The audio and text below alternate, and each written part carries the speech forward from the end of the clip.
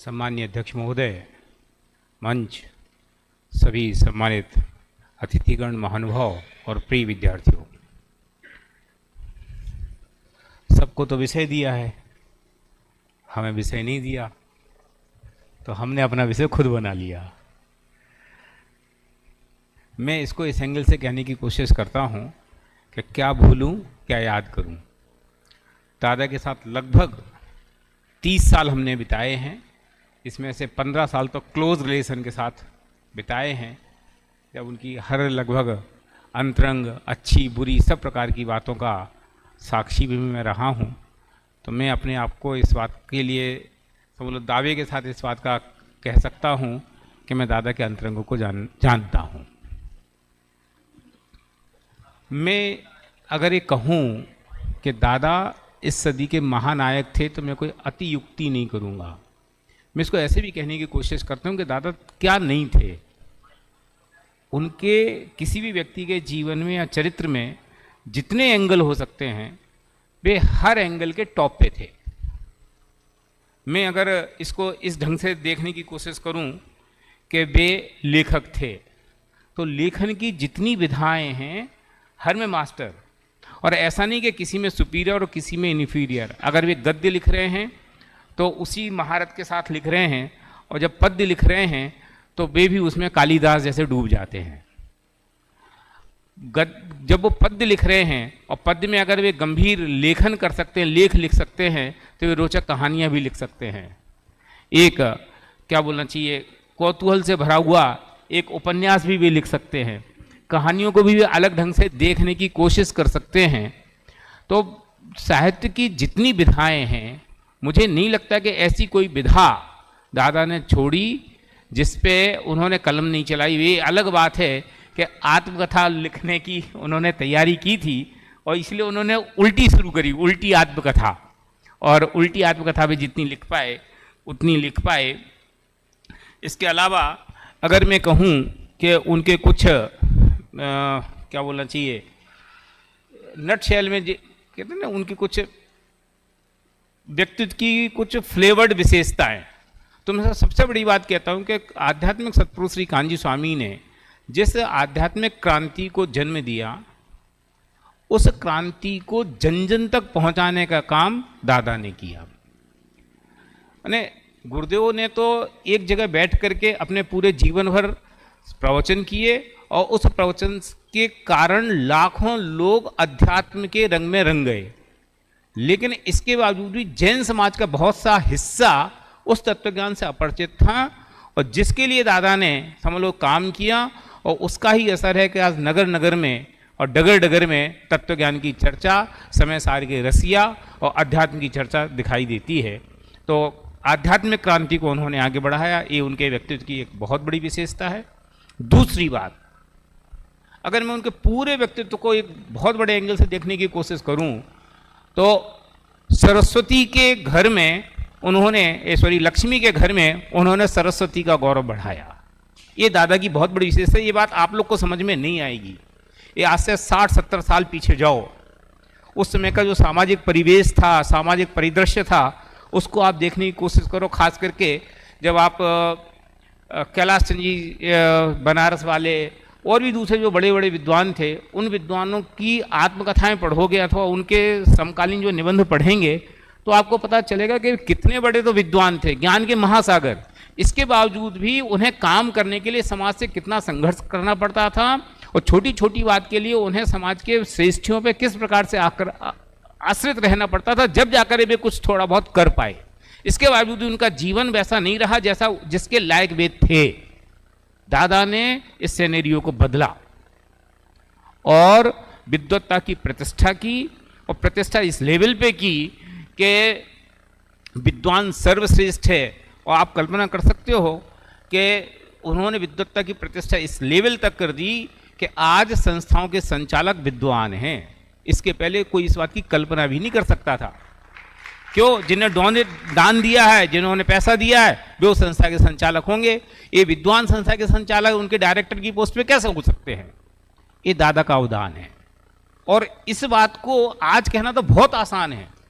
क्यों? आज तो हम सब हरा हरा देख रहे हैं, लेकिन जिस परिदृश्य में वे खड़े थे और जहां उन्होंने उस संघर्ष को किया और जिस बात को बदल करके भी यहाँ तक लाए, ये उनके व्यक्तित्व की बहुत बड़ी अगली विशेषता है। और अगर मैं कहूँ कि उनके पूरे व्यक्तित्व को हमें देखना हो तो मैं इसको ऐसे भी कहता हूँ कि सत्य की खोज में जो विवेक था वो दादा का समझ लो फोटोकॉपी थी। आपने पढ़ी है ना सत्य की खोज, कनिष्क के बच्चों ने। तो उसमें विवेक एक बार ये बात कहता है कि मैं ना तो धर्म की कीमत पे संगठन करूंगा और न संगठन की कीमत पे मैं धर्म करूंगा, अपितु मैं ऐसा करूंगा कि धर्म भी कायम रहेगा और संगठन भी कायम रहेगा। और ये बात दादा ने सत्य की खोज में कब लिखी थी? अपने बिल्कुल स्टार्टिंग पॉइंट पे। उस समय तो दादा के जीवन माने यात्रा बाकी थी, कितना कर पाएंगे कितना नहीं कर पाएंगे किसको पता था। लेकिन आज हम ये बात कह सकते हैं कि उन पंक्तियों को दादा ने पूरी तरह चरितार्थ किया। उन्होंने संगठन को भी कायम रखा और धर्म को भी कायम रखा, और अकेला कायम नहीं रखा, उसको एक नई ऊंचाई दी और नई दिशा दी। माने इसको हम ऐसे कह सकते हैं कि दिगंबर जैन समाज में या जैन समाज में मुक्चू समाज का संगठन जो है उसको एक अलग नज़र से ही देखा जाता है, और उस नज़र से देखने का जो समझ लो गौरव है वो दादा ने हम सबको प्रदान किया है। एक बात और कहता हूँ कि जैन अध्ययन अध्यापन को इस्टेब्लिश करना ये दादा के व्यक्तित्व की सबसे बड़ी विशेषता है।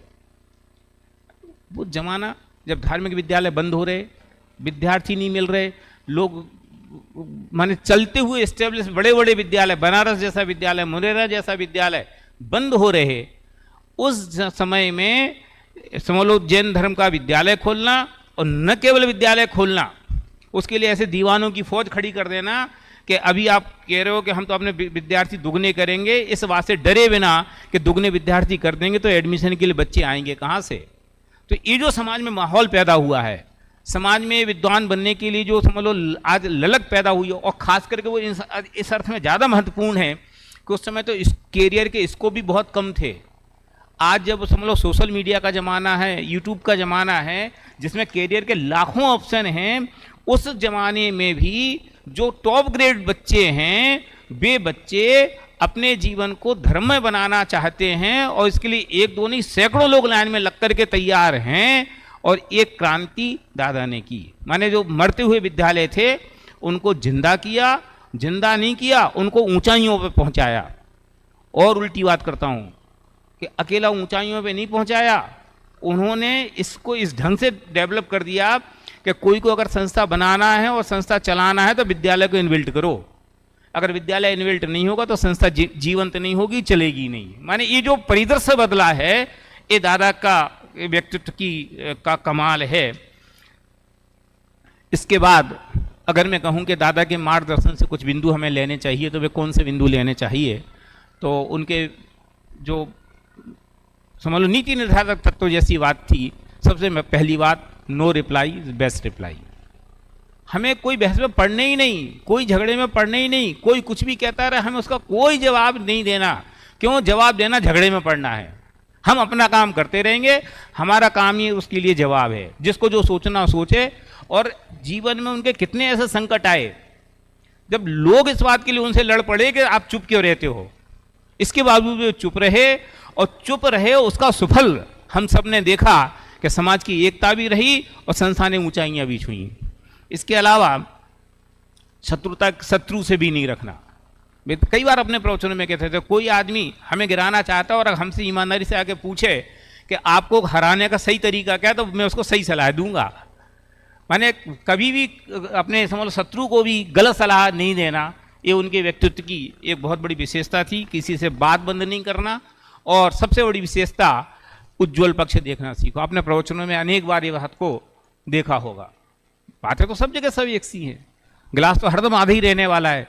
अब आपको नीचे की तरफ देखना है कि ऊपर की तरफ देखना है, तो वे सबको इस बात की ट्रेनिंग देते थे कि उज्ज्वल पक्ष देखना सीखो तो आप जीवन में कुछ कर पाएंगे। अंतिम बात कह करके अपनी बात पूरी करता हूँ। वे इस बात के लिए प्रबल पक्षधर थे कि साधन तो पवित्र, साध्य तो पवित्र है ही, लेकिन साध्य पवित्र है तो उसके लिए जो साधन की सुचिता है उसको भी पवित्र ही होना चाहिए।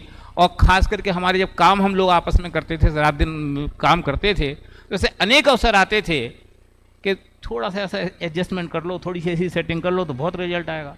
और दादा ऐसी आंख निकाल के देखते थे कि भैया साध्य पवित्र है ना, तो साधन भी पवित्र होना चाहिए। तुम बेईमानी से शुरू करोगे तो अच्छी बात पे कैसे हासिल करोगे। ये दादा ने अपने जीवन और इस बात को निभाया, और ये बातें उनके व्यक्तित्व से कुछ सीखने लायक थी। मुझे आपने समय दिया, इसके लिए मैं आपका